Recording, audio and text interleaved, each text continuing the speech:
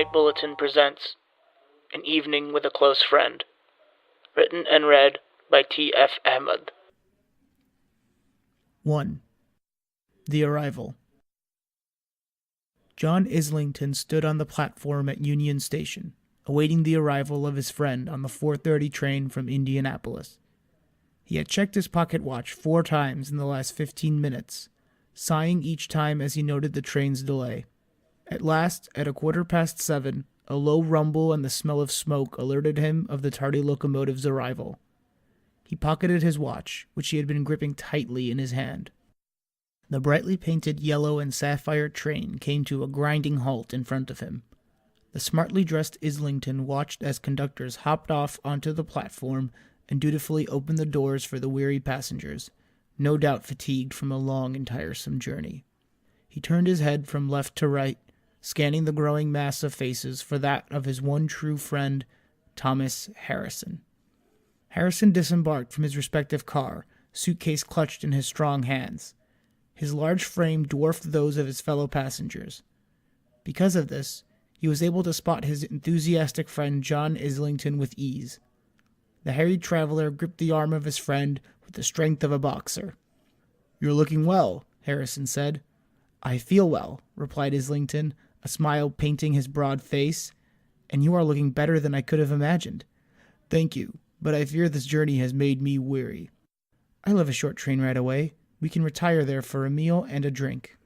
The two friends exited the station, walking down Madison Avenue towards the Red Line train. The November evening was warmer than usual, the cool wind tickling Islington's skin pleasantly as he watched the gray clouds swirl overhead. They arrived in good time, settling to a meal of roast beef and steamed vegetables. Islington had purchased a large growler of beer that the two shared with relish. After they finished their meal, they settled into chairs by the fireplace, their pipes loaded with tobacco. Each had a short tumbler with 2 inches of whiskey within arm's reach, the bottle close by for easy refilling. Islington puffed on his pipe and loudly told stories he had read in the newspaper and gossip he had heard in the bars he frequented. He talked of work at the bookbinding shop and his greasy boss, Winsworth. He spoke of any pleasant memories he could recall, though these were unfortunately few and far between. Harrison mostly talked of his journey and superficial news from Indianapolis. Islington knew his friend was a poor man when it came to deep intellectual topics. The only time his eyes lit up with any life was when he spoke of his fiancée, Bertha. In spite of this, the two talked of romance little, for even in this topic, the engaged Harrison was not a deep thinker. "Have you any personal news, other than the mundane aspects of your job?" Harrison asked. His voice was clipped, and Islington could tell he had run out of other things to ask. "As a matter of fact, I do," he replied, draining his glass and refilling it. He patiently filled Harrison's glass as well before taking a sip. "Harrison, my good friend," he began, "I am afraid I am about to tell you a tale that is most peculiar. It stretches the bounds of imagination. I fear you may not believe me at first, but I trust you will listen with limited interruption." In answer, Harrison simply nodded. "Good. Then I shall begin." 2. Islington's story. It began several weeks ago. I had finished the day's work at the shop and left for my walk home. My day had been enormously productive, owing to the limited interruptions by Winsworth. I decided that I would take the scenic route home, passing through Wicker Park. The trees were still colored in the hues of autumn, but were beginning to show signs of the coming chill. Their sight filled me with a longing for summer. I was walking along the path when I saw what looked like a pile of soiled clothing. It was getting dark, you see, and I was having trouble making things out clearly. I approached the pile with caution. At first, I was afraid I would look strange creeping along like that, but no one seemed to be around to witness my actions. As I came upon the bundle, 2 surprising facts came to light. It was not a bundle of clothing, and it was moving. The moving bundle, as I've so grotesquely named it, was actually a man in a tattered and torn suit.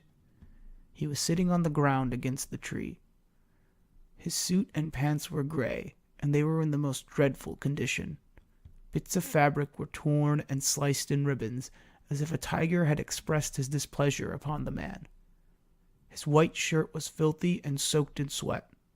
His maroon tie had been loosened, pulled at an odd angle. The man was semi-conscious, his limbs splayed and breath shallow. I could see a cut on his brow that was still bleeding, and scratches on his hands as if he had been engaged in a scuffle. I called out to the man, hoping that he still had enough of a mind to get up. I was still several paces away, afraid to tread any closer. I called out again, and this time I believe I saw him stir slightly. "Sir, are you all right?" I called. A groan escaped him. I took a few tentative steps forward. Just then, the man uttered a sharp cry and straightened. His eyes burst open, and he stared directly at me. I was at his side at once. "Be calm, sir, be calm," I implored. After a few tiresome minutes, I was able to bring the man to coherence. His eyes were still wild, but he was breathing normally. My hand was on his shoulder, and I could feel the cheapness of his suit. I frankly do not know where you would purchase a suit of such a design. I am happy that your suit is of such a high quality, Harrison. It is definitely easy on the eyes. The man was still jerking about. I began to get frightened. "Sir, would you like me to call a doctor?" I asked. It was a simple request, and I thought a reasonable one, but what happened next was wholly unexpected. The man's head turned towards me, his eyes blazing with fire. What did you say?" he asked. His expression was one of anger, but also of confusion, as if he was looking at me for the first time. I said, "Would you like a doctor to tend to your wounds?" "No!" The man's answer was explosive. I jumped back in surprise, looking this way and that for assistance. No one approached us on the path. "No," he repeated, this time softer. But sir," I replied, "you are injured." "I know, but please, do not call a doctor." The man's gaze was soft, almost resigned. "I do not believe it will do any good at this point." I sighed. You hear about people such as this all the time. They are injured in some capacity, but refuse to see doctors due to some unreasonable fear or prejudice. Seeing that this man was quite out of sorts, I decided not to press the matter. His wounds only appeared superficial, and the cut on his head had stopped bleeding. "Well, then you must come and stay at my place tonight," I insisted. The man looked weary of this offer, his sharp features scrunching into suspicion. At last, he came to a conclusion, and his expression changed. "I will come with you," he said. I smiled and helped the man to his feet. We made the short walk back to my apartment. Every time we encountered a passerby, my companion would lower his head and stare at the cobbles. I found myself doing likewise, fearing our journey was attracting too much attention. I deposited my new friend into my spare bedroom. The man thanked me profusely as I retrieved a washcloth to clean the blood from his face. I bandaged the wound and gathered spare clothing out of my closet. In this flurry of activity, I was not able to extract any information about the man's circumstances. I am ashamed to admit that I did not even get his name. We were both sipping on short glasses of whiskey when he nodded off. I cleaned up then and went to bed with a feeling of having done a Christian good. The next morning, however, I was in for a shock. I made coffee and was on my way into the spare bedroom when I found the door ajar. I crept in on slippered feet and found the room empty. I am ashamed to say, Harrison, that I panicked. I almost dropped the tray of coffee, sweetener, and milk all over the floor, but found the strength to place it on a nearby table. None of the rational explanations for my guest's absence went through my mind. I did not think that he had stepped out for fresh air. I did not assume that he had gone home. No, the conclusion I jumped to was that this delirious stranger had some sort of manic episode and was now stumbling down the streets of Chicago with a bandaged forehead. When I approached the bed, I noticed the sheets in wild disarray. The clothes I had lent the man were thrust into a heap atop the bedsheets. The man had escaped with his tattered suit. I left my apartment in a brisk walk that turned into a jog. At first, I scarcely knew where I was going, but found myself in front of the police station several minutes later. The officer seated at his desk eyed me with a shrewd expression as I approached him. I was panting, with a wild look on my face. He gave me a stony glare as I caught my breath and adjusted my shabby clothing. I'd like to report a missing person, I said. The officer grabbed his pen and began writing his report as I explained the circumstances behind my guest's arrival and sudden departure. I also gave the man's physical description and the details of his sad state of dress. After completing his notes, the constable stared at me, his face rigid and uncommunicative. I was thinking that this man probably gave this look to many people multiple times a day for a variety of different reasons. At last he spoke. "Why did you not report this odd man last night?" I stammered. Because he did not wish a doctor. I decided an injured man who refused a doctor must want to keep his affairs as private as possible. "You decided?" "Why, yes, sir." A nervous sweat prickled my brow. The officer consulted his notes. "You say you put this man to bed at approximately midnight. Is this correct?" "Yes," I replied. "Then why did you not make a report to the police then? Surely the man would have still been there had a constable followed you home. Then this frantic state you find yourself in could have been avoided." The man had a point. I was now sweating in earnest. I wiped my brow with a handkerchief as I constructed a response. I took several deep breaths before I spoke, not wanting to sound as harried as I felt. "You, sir, are right, of course," I began, but I was so completely flustered by the situation that I was not thinking clearly. "Indeed!" the officer bellowed. "And had you been thinking clearly—" He let the implication dangle in the air. I was not accustomed to such treatment from the police, so this man's hostile nature baffled me. Just as I was about to protest his behavior, the officer softened. "I can assure you, Mr. Islington," the man said, looking down at his report to confirm my surname, "that the police department will do everything in their power to investigate this matter thoroughly. We can't have an injured and possibly deranged man stalking the streets of Chicago." I thanked the officer and rapidly made my exit from the station. I reached for my pocket watch and realized I was still dressed in my evening clothing. I ran home to change, noticing the time on a clock hung outside of a tailor shop. I had not breakfasted, but there was no time. I was late for work before I even stepped out of my front door. Winsworth was a bit cross with me when I arrived. I was about to explain the reason for my tardiness, but decided to remain silent. I took the scolding as best as I could and began my work. The day proved uneventful as always, with the usual orders needing to be completed. I left a bit later that day to compensate for my late arrival and found myself once again taking a circuitous route home. Before I knew it, I was back by Wicker Park, ambling through the neighborhood streets.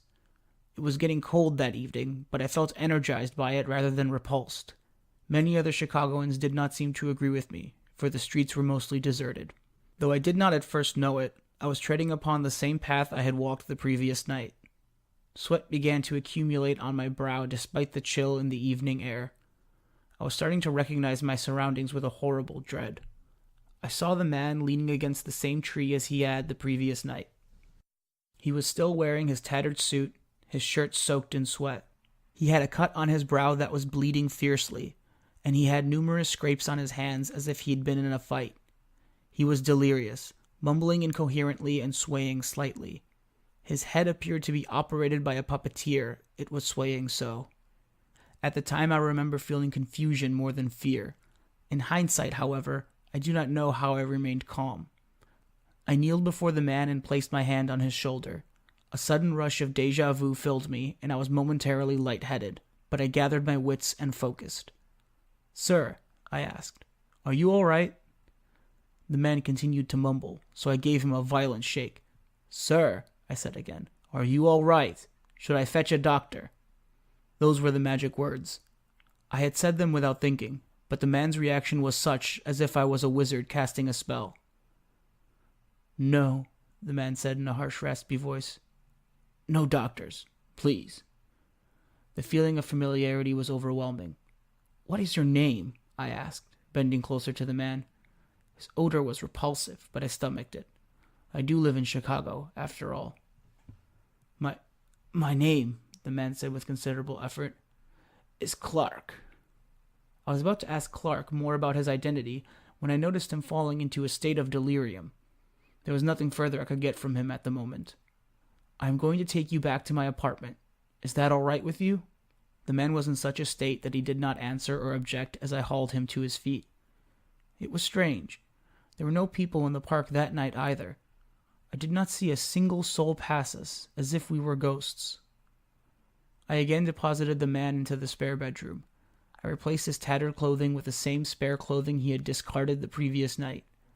I placed a cloth bandage around the cut on his head and applied salve to his hands before wrapping them in cloth.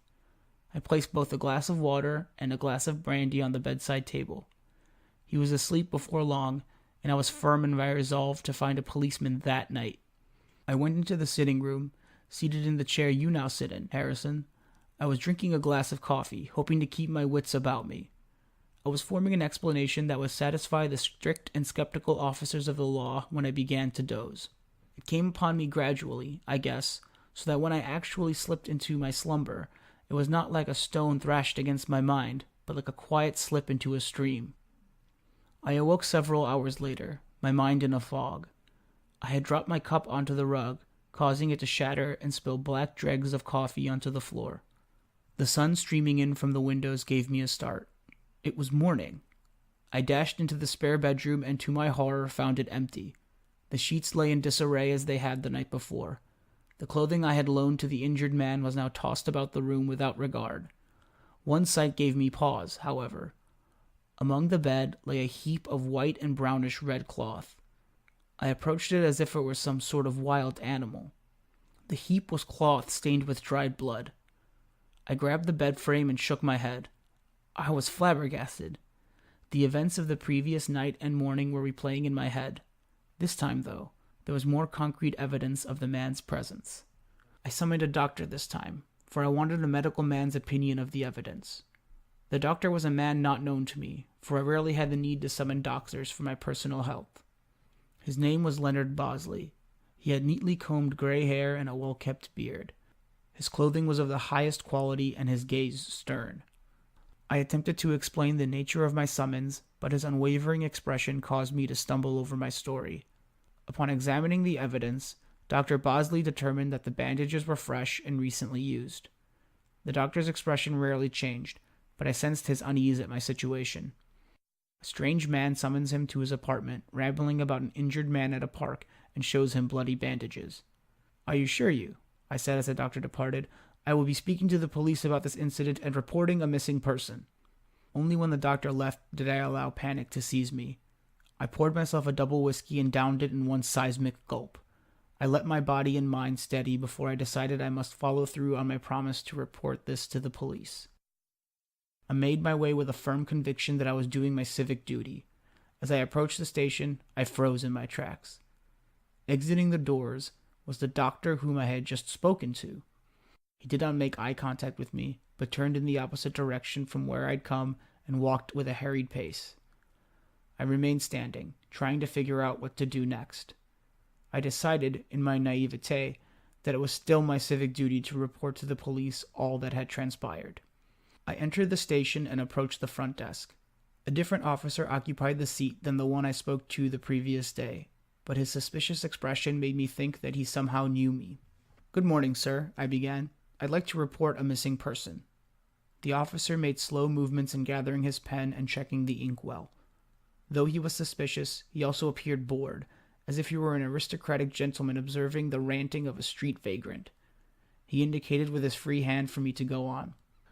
I told my tale from the very top, describing in exact detail the narrative. I made sure to include the doctor as well in this account, for I did not want to leave any detail unsaid.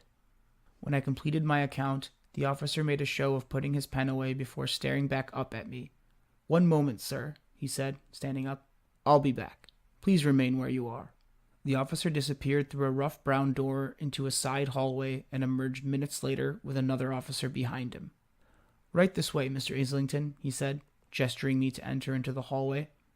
I gave a quick furtive glance at the clock before following both officers through the door into the hallway beyond. They led me into a bare room with dirty white walls and no windows. A table occupied the center of the room, a chair on each end. A corpulent, mustachioed man in a suit occupied the chair opposite the door. He was wearing a dark brown suit and smoking a cigar as fat as one of his fingers. He paid me no heed as I was directed to sit before him at the table. The constable who had taken my statement left, while the second officer stood at the back of the room, leaning against the wall. "Have a smoke, sir?" the fat man asked. He produced a cigarette and a book of matches from his pocket. "No, sir," I replied. "I don't smoke." Both officers looked at me with a resigned expression, as if abstaining from smoke was a blemish on my character. "Suit yourself." The corpulent man took several quick puffs from his cigar and looked at me directly. "My name is Detective Collins," the man said, "and this man," he pointed the cigar at the other policeman, "is my detective in training, Officer Rose." Officer Rose tipped his hat, but did not speak. "What's your name?" Inspector Collins asked, leaning forward in the meager light. "John Islington," I replied, my confidence slowly fading in the circumstances. I was interrupted by the detective's raised hand. Moments later, the constable from the front desk entered the room with a thick leather-bound volume. He opened it to a certain page, placed it in front of the detective, and left. "What is that?" I asked, already having an idea. "It's your statement," the detective responded, glancing over the pages with an expert eye. After a few minutes, he spoke once more. "Remarkable. Tell me, Mr. Islington, what were the events that led you to rush into the station this morning?" "Surely my statement says all you need to know, sir," I replied. "I can read just fine," Detective Collins replied, "but I would like to hear it again. Please." Sweat dotted my forehead. The detective was not a frightening man, but his presence put me on edge. I began with my first encounter in the park and the man's subsequent disappearance. Detective Collins listened implacably, smoke punctuating my nervous sentences. I then spoke of the second night, and the doctor, and my arrival at the station. I did not know when to stop my narrative, so I ended with a sputter. At some point, a glass of water was placed by my side. I didn't touch it. I looked up at Constable Rose. He appeared bored, his mind elsewhere. The detective, on the other hand, looked interested, his cigar dancing in his mouth. "Remarkable," Detective Collins repeated. Silence took reign in the claustrophobic room. My unease had turned dull, my sweat starting to dry. I dared not reach for my handkerchief or my pocket watch. The detective stood up and swept his arm to the side as if he were about to take a bow. "Show me where in the park you found this man." I hesitated. "Sir, I am already late for work. Mr. Winsworth, my employer, is disagreeable when I am tardy." Yes, Inspector Collins said as if he had not heard me. "We must see the origin point. We must see if this man left any evidence behind." My mind raced at this last sentence. Had the detective believed my story? I was suddenly aware that this was the opportunity to plead my sanity. If there was evidence, I would be believed. I stood up. This caused both the detective and Officer Rose to turn their heads sharply in my direction. "I can lead you to the site," I said. "Ah, yes," the inspector said. "Very well. Are you employed?" "Yes," I said, bewildered. "Where?" I gave him the name and address. He jotted it down with surprising quickness, his cigar perched in his mouth like a large pipe from the side of a massive apartment block. "Rose," he said, tearing the page from his pad, "please go to this address and inform Mr. Winsworth of his employee's tardiness, and make sure you emphasize that he is doing his duty on the behalf of the local police." With a curt nod, the detective in training exited the room. I barely had time to register the peculiarity of sending Officer Rose on an errand instead of having him observe police work in action when the detective snapped his fingers. "To the park," he said, twisting the cigar with anticipation. Detective Collins seemed to be possessed with an otherworldly endurance as he outpaced me all the way to the park. Once at its edge, he gestured me ahead. I walked to where I had encountered the strange bleeding man on the last 2 nights. The detective furrowed his brow and looked at the spot. He sniffed the air, paced around the tree, and twirled his head around the park as if trying to pick someone out of a crowd. "Here, hold this, will you?" he said, handing me his saliva-drenched cigar. I held it gingerly between my thumb and forefinger while the detective bent his knees and inspected the ground. He rubbed his fingers into the soil and sniffed them like a bloodhound. He again turned his head from side to side, surveying the park from this lower vantage point. He finally stood back up, a heavy grunt escaping his lips. So he was not superhuman after all. "Well, Mr. Islington," the inspector said, grabbing his cigar from my fingers, "I don't see any evidence that anybody has been here in the last 24 hours. My astonishment must have shown in my face, for the detective held up a hand. "Don't worry. I don't believe you're lying." I sighed in relief. "We will investigate this matter further," he continued. "I am confident my team and I will get to the bottom of this."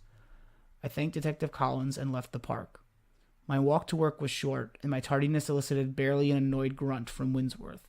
I worked the rest of the day in a haze, completing all of my tasks with a detached concentration. I left work that evening in a similar haze, barely exchanging a goodbye with my employer. I walked with no attention to my surroundings, even going so far as to bump into someone else. Some rough words were spoken, and a curse or two was volleyed in my direction, but I hardly noticed. Before I knew what had come over me, I found myself again in Wicker Park. I stood at the edge of the park, unable to enter. My legs felt like they would buckle beneath me at any second. I attempted to turn towards my apartment, but found myself unable to do so. My surroundings were empty. There was no one around. The whole of Chicago could be empty, for all I knew. I entered the park. I was following a familiar path, my feet making no sound on the stone path. There he was, underneath the same tree. He was just as much of a mess as the first time I saw him, his clothing in tatters, blood seeping from a wound over his eye, scrapes on his hands. Though his appearance was the same, the horror I felt at his presence increased tenfold. How could a man endure daily torment like this? I went to the man, my humanity overtaking my fear. "Clark!" I exclaimed, recalling his name from the previous night. "Clark, you must let me take you to a hospital." The man's head shot up as if pulled by a rope. His delirium vanished, and his eyes blazed with a ferocity that I had not seen in all my life. What did you call me?" the man asked, his voice still shaky despite his gaze. I was only startled for a moment before my nerves caught up with me. "Clark, is that not your name?" The man's gaze shifted at the mention of the name, but he did not sway. "My name is Godwin," he said, and once again began to sway with fatigue. I hoisted him up and returned him to my apartment as I had the previous 2 nights. I placed him in the same room, and once again gathered the supplies to dress his wounds. And this, dear Harrison, is where the narrative diverges from the previous 2 nights. I was all set to remove the man's tattered shirt when he stirred and awoke. His eyes were a piercing gray, and their lucidity startled me. I let go of his suit jacket and backed up. "Godwin," I said, using the new name he gave me, "are you all right?" He tried to speak, but his lips twitched as if they were glued together, and all he let out was a groan. His eyes never left mine, and I began to look about the room. I wanted to see anything except those piercing eyes. "Godwin," I said, weaker this time, "would you like me to dress your wounds?" I saw movement out of the corner of my eye and saw that Godwin was inspecting his wounds as if seeing them for the first time. He turned his raw hands over and touched the gash over his eye with a tender middle finger. He winced and turned to me, sure in his gaze. "Please," he began, speaking with effort, "please let me go." These words confused me to silence. Let him go? But I was merely helping him. He must have seen my befuddlement, for he reiterated his earlier entreaty. "Please, let me go. Leave me be." I don't know what you mean," I stammered. "I've looked after you for the last 3 nights." These words had no effect on him. He steadied his hands and said, quieter this time, "You must let me go." This was ridiculous. I would do no such thing. I stood my ground. "No, I will not let you go," I said. "You are hurt, and you must tell me who did this to you so I can inform the authorities." Godwin's head shot up, and he balled his wounded hands into tight fists. "What did you say?" he asked. "You need a doctor, and you need to tell the police what happened to you." Godwin stood up. "I can't do that, John." How did he know my name? What was going on? "And why can't you do that?" I asked. "I wouldn't need to do that if you would just let me go."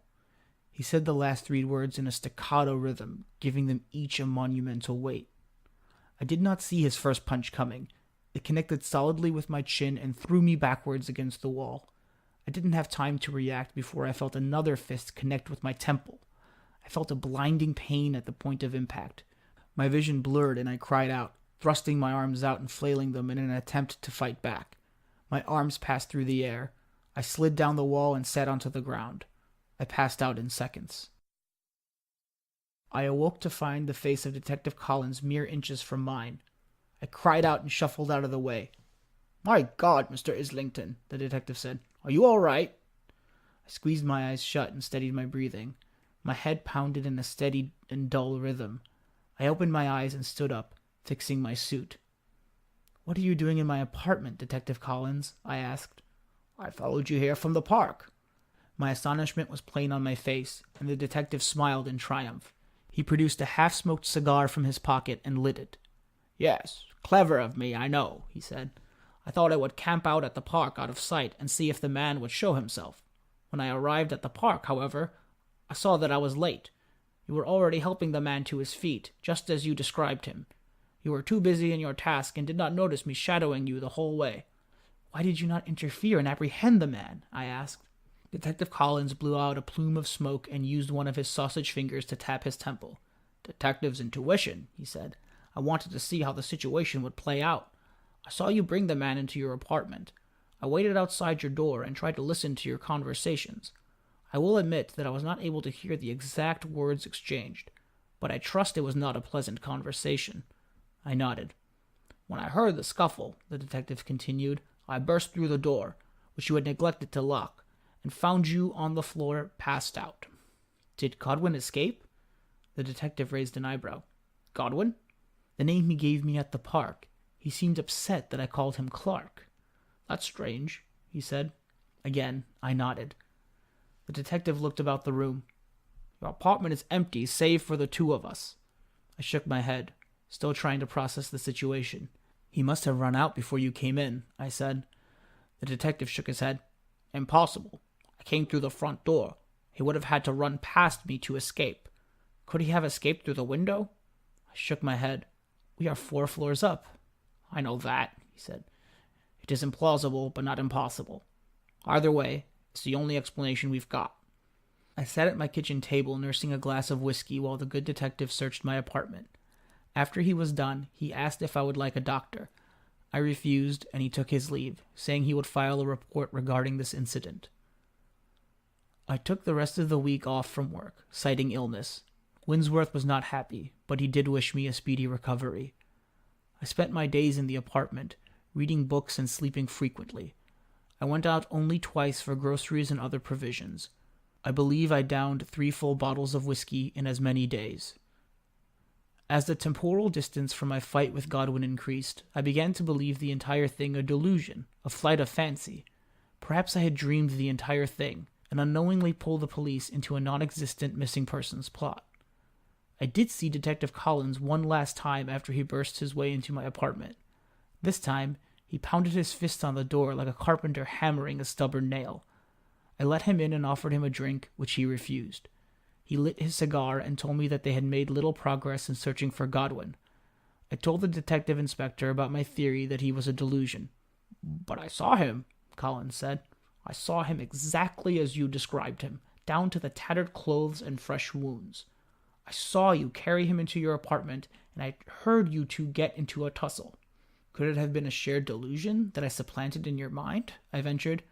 This elicited a hearty laugh from the detective, which did not cease for 2 full minutes. "Impossible," he said finally, wiping his eyes with a handkerchief. "I do not indulge in delusions." 3. Islington ends his tale. Islington drained his glass and set it on the side table. "That's it?" Harrison asked. "That is how the tale of this mysterious man ends?" Islington shrugged. "I never saw the man again. I went back to work like normal, and even walked through the park a few times.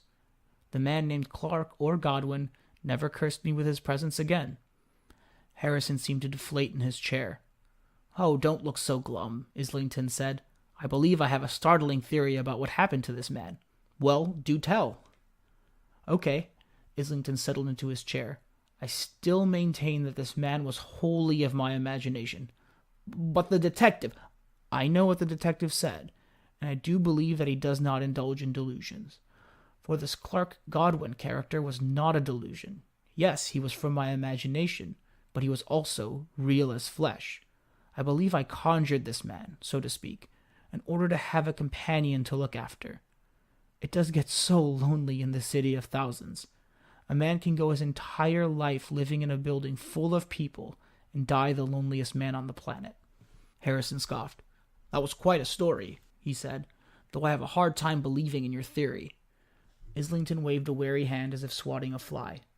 "Believe what you must, Harrison. I am simply a reporter of events." Harrison shook his head and stood up to use the toilet. When he returned, he found his friend John asleep in his chair, breathing deeply and evenly. He smiled and refilled his whiskey. He settled into his own chair, contemplating his friend's bizarre tale. What foolishness to think that man could conjure a man simply from mere loneliness. It is a well-established fact that only God can create man. It was then that the change came over him. It began as a momentary feeling of weightlessness, as if he had been dropped from a great height. Harrison shook his head. He was suddenly very tired, and found his vision blurring. He reached for his whiskey, but missed the glass. He turned towards the table, and again reached for the tumbler of amber liquid. His hand passed right through the glass. "What is going on?" Harrison said, slurring his words like a common drunk. His friend's words rushed back into his head like a lightning bolt. "It does get so lonely in this city of thousands." Yes, he was from my imagination, but he was also real as flesh. I believe I conjured this man. Harrison gave a stifled cry. "What of my life?" he thought with dismay. "What of my childhood? My mother? Oh God! Bertha! Are any of them real? Am I simply another elaborate fiction, conjured out of loneliness?" This was the final thought that went through Harrison's head as he, and all that he had ever thought he was, winked out of existence. Islington slept peacefully in his chair, his breathing deep and even.